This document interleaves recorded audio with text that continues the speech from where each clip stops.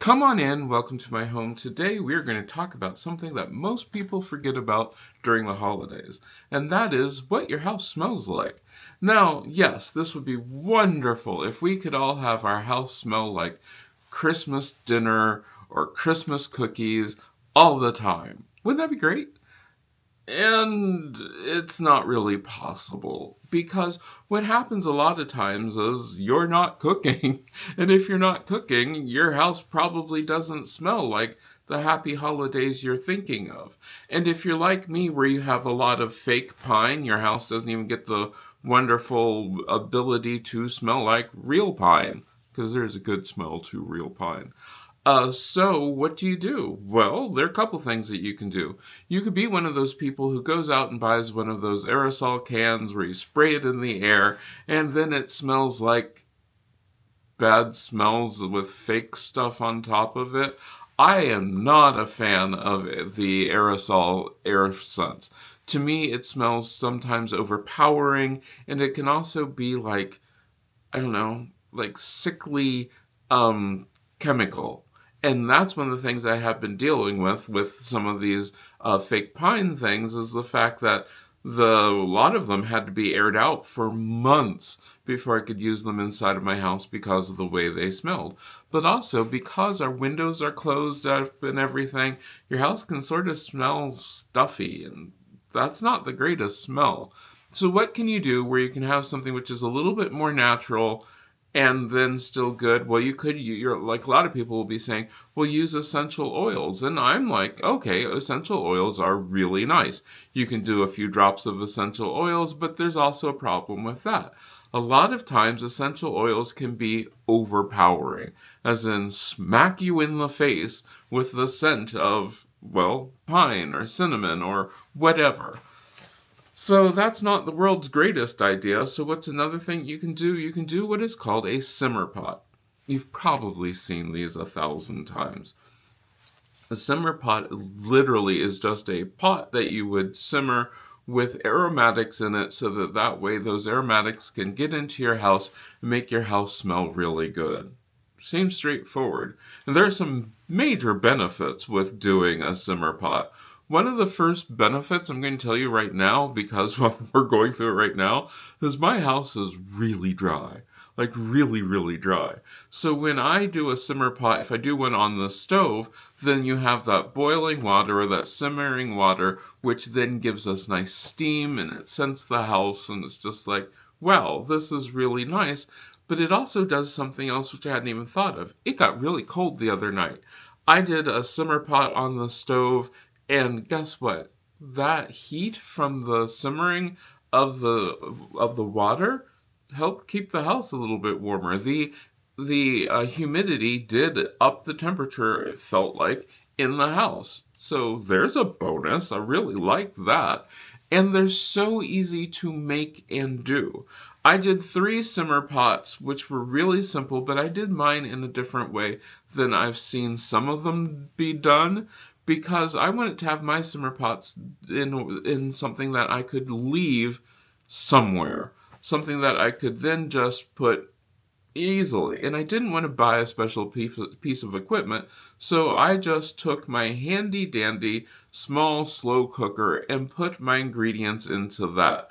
Now, the ingredients can vary. Let's do a voiceover and we'll walk you through the three simmer pots that I did. Making a simmer pot's really easy. So this one I'm using some citrus that's just an orange, sliced it in half. Then I'm taking my lemon. Then I actually went out and bought some herbs because I didn't want to take some of the herbs. So that's rosemary. Throwing that in there, a couple sprigs. It's up to you how many sprigs of rosemary that you want to use. Then, of course, we have our cinnamon. You can use, I would say, 2 or 3 cinnamon sticks is fine. I've seen recipes that call for way, way more than that, but I've definitely found through this experiment that 2 or 3 work. This is star anise. You can get whole star anise. They look really cool. I find it a very strong kind of scent, but it is there. So then I put that into my slow cooker, and then the cranberries. This is the one that, while it looks really pretty, I personally did not think that the cranberries really did much of anything. So then you can then add your water, once you get everything out of the way, of course.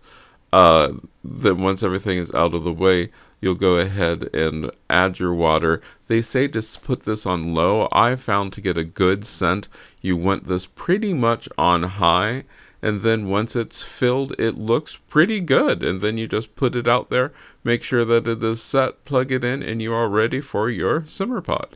Our next simmer pot is more of a savory one. It uses half the lemon that we had from the first simmer pot. Then our rosemary sprigs, which, you can use a couple rosemary sprigs. It is up to you. If you have dried rosemary, that is absolutely fine. This is using sage. I loved the smell of sage in this, and like I said, this is just from the store. I got some sage, dropped in a big piece of sage in there, a big sprig of sage in there. Then we are throwing in our cinnamon, and once again, remember, your cinnamon is going to be pretty strong, so you don't need a ton of cinnamon. Then, of course, we are going to also throw in some old bay leaves. The bay leaves do add a nice, subtle, woodsy kind of scent to this.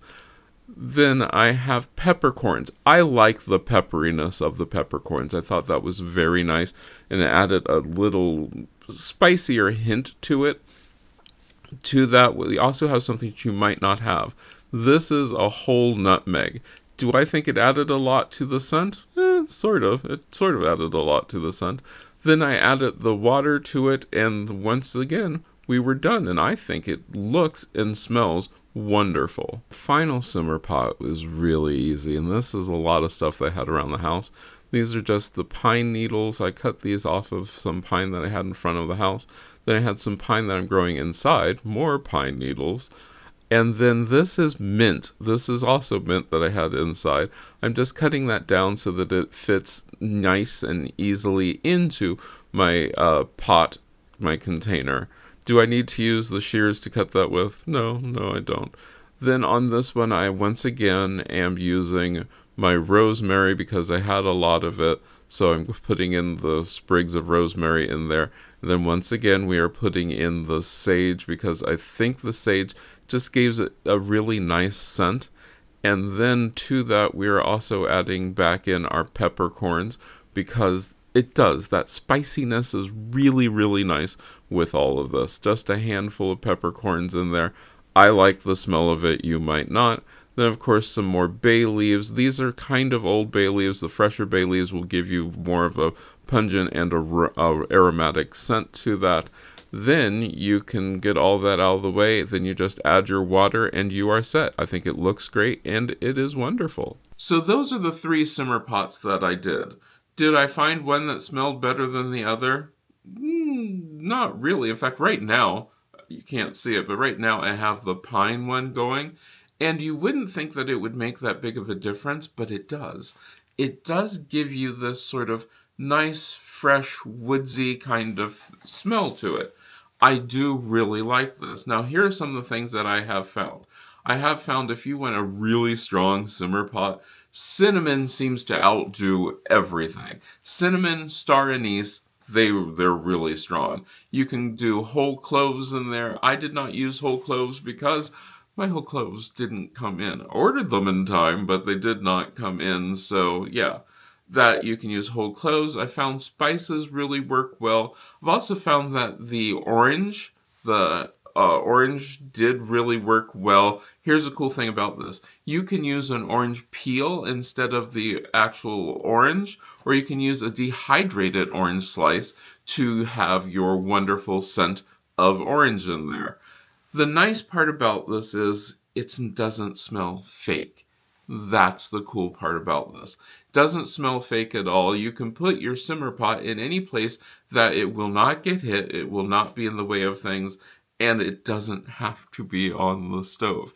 If you are lucky enough to have a fireplace, you could literally put your simmer pot near the fireplace and have it simmering away as, scenting your house with all those wonderful smells. I really, really, really like the cinnamon, orange, clove, and the star anise. Be careful though. Star anise has a strong scent. Cinnamon has a strong scent. So yeah, can it be overpowering? Yeah. Now a lot of you are saying, but I want a recipe. I want exacting amounts. And it's just like, okay, yeah. I mean, I'll include links to recipes, but I've found that most of the time, just going with what you feel would be good is kind of cool. And the other part about this is a lot of times you can add things to the simmer pot as it's simmering and change the scent of it. Now, you're going to ask yourself, well, how long is a simmer pot good for? Okay, here's what I've found. I've found that my simmer pots last between 3 and 4, possibly 5 hours with a strong aroma. Then the other thing is, well, what do I do with the rest with the stuff that comes out of the simmer pot? You've heard me talk about this before. I have an electric composter, so I put my simmer pot stuff into the composter and then I have compost. That's another cool part about this is I don't have to worry because I'm not using things that can't go into composting I'm not worried about that. So I can use my simmer pot ingredients into the compost. Now, one of the things that I did find is I didn't think that the cranberries really provided much of anything. It didn't. I mean, there are lots of things where sometimes things are added, additions are added there for the look. The cranberries did give you a really nice look because the look that I have as you've seen, in the one which is pine and sage, is it all that great of a look? Not really. It doesn't look really great. Does it smell good? Yeah, it smells really nice.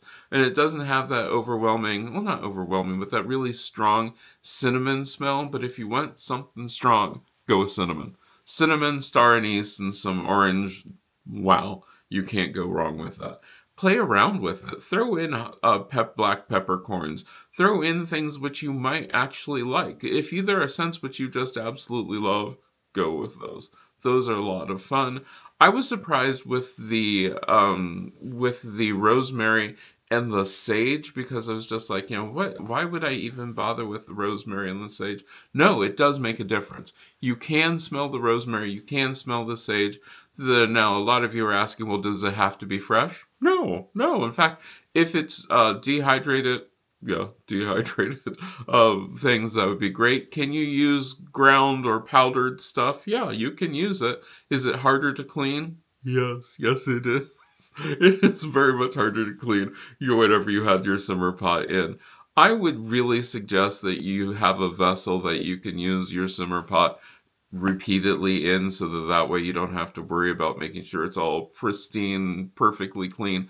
But you do want to really clean it in between sessions because it's like tea. You are literally making this strong aromatic tea, and that's a cool thing. You might even consider what is your favorite tea. Now, if you want to do a simmer pot using something which is fun and you're actually going to use, you can take this video where I take cider and I put the cider and then I make a wonderful wassail. Wassail smells amazing. But you're saying, well, how could I do that? Well, doing everything from saving your peels and then use the peels in your simmer pot. You can use the cast off pieces. You saw me use some mint. If you grow mint, you're going to have lots of mint. You can use the pieces aren't the leaves that are like the stems from most of those things to get that smell. It is just wonderful. My house smells really good. And then when you add in some nice Christmas music with the smell of the simmer pot, it can really, really get you into that Christmas mood. And can you have your little kids make little packages for simmer pots? Oh, sure. Put in a few dried orange slices, a few pieces of dried oregano, a stick or two of cinnamon, a piece of star anise, and suddenly you have a nice little kids kind of gift that they can give to somebody, and it's something that they made themselves, put it in a bag, and you have a simmer pot. You can give the instructions, all those fun things, but these are so easy to do. They're natural and they make your house smell really good. Also, make sure that you're not allergic to anything that you're putting in your simmer pot. At this time, I'd like to thank these wonderful people who allow me to go off on these tangents where I try out these different things. These really easy things to make your house seem even more festive. If you'd like to become part of the Patreon family or part of the channel members, just click that card. You can then sign up for those things. This helps support this channel, and we've got some much bigger projects for next year. And there'll be some changes in how we do things, so that you want to stick around for. I'd love to hear what you put in your simmer pot if you've ever made one. Let me know down in the comments, and hope I get to see you again the next time you stop by.